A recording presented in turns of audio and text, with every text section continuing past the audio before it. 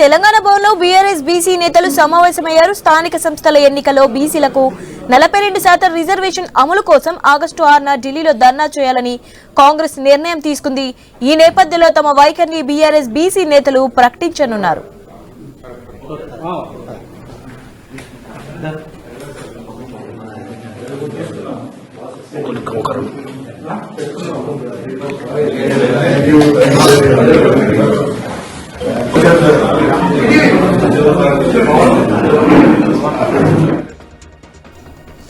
తెలంగాణ భవన్లో BRS BC నేతలు సమావేశమయ్యారు. స్థానిక సంస్థల ఎన్నికల్లో బీసీలకు 42% రిజర్వేషన్ అమలు కోసం ఆగస్టు 6న ఢిల్లీలో ధర్నా చేయాలని కాంగ్రెస్ నిర్ణయం తీసుకుంది.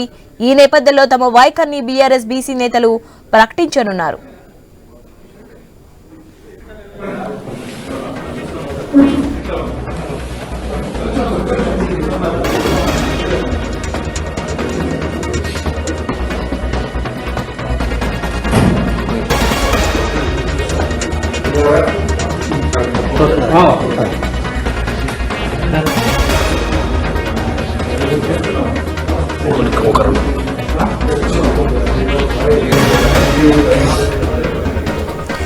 తెలంగాణ భవన్లో బీఆర్ఎస్ బీసీ నేతలు సమావేశమయ్యారు. స్థానిక సంస్థల ఎన్నికల్లో బీసీలకు 42% రిజర్వేషన్ అమలు కోసం ఆగస్టు 6న ఢిల్లీలో ధర్నా చేయాలని కాంగ్రెస్ నిర్ణయం తీసుకుంది. ఈ నేపథ్యంలో తమ వైఖరిని బీఆర్ఎస్ బీసీ నేతలు ప్రకటించనున్నారు.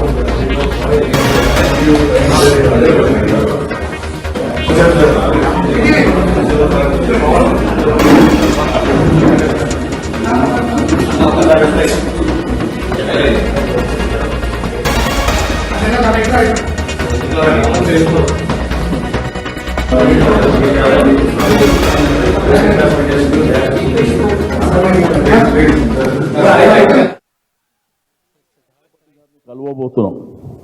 మా పార్టీ డెలిగేషన్ రాష్ట్రపతి గారిని కలిసి బీజేపీ ప్రభుత్వం కూడా చేస్తున్నటువంటి మోసాన్ని మరి వెంటనే వాళ్ళు కూడా ఈ 42% రిజర్వేషన్ మీద ముందుకు రావాల్సినటువంటి అవసరం ఉన్నది అని చెప్పి నేను ఈ సందర్భంగా తెలియజేస్తా ఉన్నాను. రెండు పార్టీలు ఆడుతున్నటువంటి నాటకం డ్రామాలు అల్టిమేట్గా ఈరోజు తెలంగాణలో ఉన్నటువంటి బహుజనులని మోసం చేసేటువంటి అంశం. కాబట్టి ఈ సందర్భంగా మా పార్టీ పరంగా ఇచ్చేటువంటి పిలుపు రేపు జంతర్ మంతర్ దగ్గరనో లేకపోతే ఢిల్లీలో జరిగిన ధర్నా తర్వాత ఆ వారంలోనో మళ్ళీ క్యాబినెట్ పెడతారు. క్యాబినెట్ పెట్టి ఆ రోజు డిక్లేర్ చేస్తారు, నోటిఫికేషన్లు ఇస్తుర్రు. రెండోది ఎలక్షన్కు పోతున్నాం, హైకోర్టు డైరెక్షన్ ఉంది కాబట్టి ఇక ఇది మోసం చేసింది బీజేపీ ప్రభుత్వం. కాబట్టి మేము ఎలక్షన్లకు పోవాల్సిన హైకోర్టు డైరెక్షన్ ప్రకారం వెళ్తున్నాం. మా పార్టీ పరంగా టికెట్లు ఇస్తాము, బీసీలకు 42% అని చెప్పబోతున్నారు. కాబట్టి ప్రజలందరూ మా బహుజన బిడ్డలు అందరూ కూడా అప్రమత్తంగా ఉండవలసినటువంటి అవసరం ఉంది. ఒకవేళ 42% రిజర్వేషన్ చేయకుండా ఎలక్షన్లో పోతే కాంగ్రెస్ పార్టీని బొందబెట్టడానికి అందరూ సిద్ధంగా ఉండవలసినటువంటి అవసరం ఉన్నదని చెప్పి నేను ఈ సందర్భంగా తెలియజేస్తా ఉన్నాను. ఎందుకంటే కామారెడ్డి డిక్లరేషన్ అనేది మేమిచ్చింది కాదు, మీరే స్వయం కృతాపరాధంతో మీరే ఇచ్చినటువంటిది. అసలు తీర్మానం పెట్టి అసెంబ్లీలో పెట్టి రాష్ట్రపతికి పంపించినాక ఆర్డినెన్స్ ఎట్లా చెల్లుతుంది అనుకోరు మీరు? ఎందుకు హరీబరీ చేసినారు? ఇవన్నీ డ్రామాలని చేసి ఎదుటి పార్టీ వీళ్ళ మీద నెపం నెట్టి మేము పబ్బం గడుపుకుందామనేటువంటి ప్రయత్నం చేశారు. అవన్నీ బెడిసి కొడతాయని చెప్పినాం. ఇవి బెడిసి కొట్టినాయి, రేపు ఢిల్లీలో కూడా బెడిసి కొడతాయి. కాబట్టి మేము ఆ రోజు అసెంబ్లీలో చెప్పింది మేము ఒకటే. ఆ రోజు నేను కమలాకర్ గారు మాట్లాడినప్పుడు మీరు ఏం చేస్తున్నారో మాకు అనవసరం, 42% రిజర్వేషన్ మీరు కామారెడ్డి డిక్లరేషన్ ప్రకారం అది ఇచ్చిన తర్వాతనే ఎన్నికలకు పోవాలి, మేము దానికి సపోర్ట్ చేయడానికి సిద్ధంగా ఉన్నామని చెప్పి సపోర్ట్ చేసినాం. అది మేము 9th షెడ్యూల్ అని చెప్పినాం ఆ రోజు.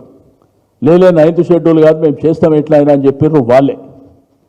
కాబట్టి ఈ డ్రామాలన్నీ వేరే పని ఏమి లేకుండా ఈ డ్రామాలన్నీ రక్తి కట్టించేటువంటి ప్రయత్నం గడిచిన 15 రోజుల నుంచి డ్రామాలు చేసి అల్టిమేట్గా ఢిల్లీలో పోయి ఇంకా కొత్త డ్రామా నడిపించి రేపు 5, 6, 7 తారీఖు నాడు ఇంకొక డ్రామా చేసేటువంటి కార్యక్రమాన్ని చేయబోతున్నారు. కాబట్టి కాంగ్రెస్ పార్టీలో ఉన్నటువంటి మా బీసీ బిడ్డలకు కూడా మీరు ఇవ్వండి 3 మంత్రి పదవులు. రేపు 2 ఏళ్ళైన తర్వాత కార్పొరేషన్లు ఇస్తున్నారు కదా, 50% వాళ్ళకి ఇవ్వండి.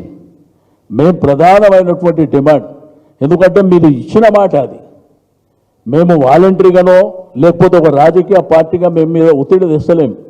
మీరు చెప్పింది 42% ఇస్తామని అసెంబ్లీ ఎలక్షన్లో మోసం చేసి ఓట్లు వేయించుకున్నారు. మీరు గద్దెనెక్కిన తర్వాత చేతులున్నాయేమో ఇస్తలేరు. Advocate general, additional advocate general అటువంటి ఉన్నతమైనటువంటి పదవుల్లో మా బిడ్డలు అవేమన్నా చట్టం చేయాలన్నా, 9th షెడ్యూల్ పెట్టాలన్నా, లేకపోతే గవర్నర్ పార్లమెంట్లో ప్రెసిడెంట్ ఆఫ్ ఇండియా పర్మిషన్ కావాలన్నా? కాదే. అటువంటి కీలకమైనటువంటి అన్నేమో మీరు మీ ఇష్టం ఉన్నట్టు ఇచ్చుకుంటారు. ఇప్పుడు జరగకూడదు మాత్రం ఆడ లింక్ పెట్టి అది జరగదు అని తెలుసు. ఇవన్నీ మోసపూరితమైనటువంటి. నేను మీడియా ప్రెస్కి ఇప్పుడే చెప్తున్నా, రేపు జరగబోయేది 5, 6, 7 తర్వాత మళ్ళీ వస్తారు, మళ్ళీ క్యాబినెట్ పెడతారు, డేట్లు అనౌన్స్ చేస్తారు. ఇక అది జరుగుతలేదు, వాళ్ళు మోసం చేసారు, పార్టీల పరంగానే టికెట్లు ఇస్తామని చెప్పి అది రేపు జరగబోతుంది, మీరు కూడా చూడబోతున్నారని చెప్పి నేను ఈ సందర్భంగా తెలియజేస్తా ఉన్నాను.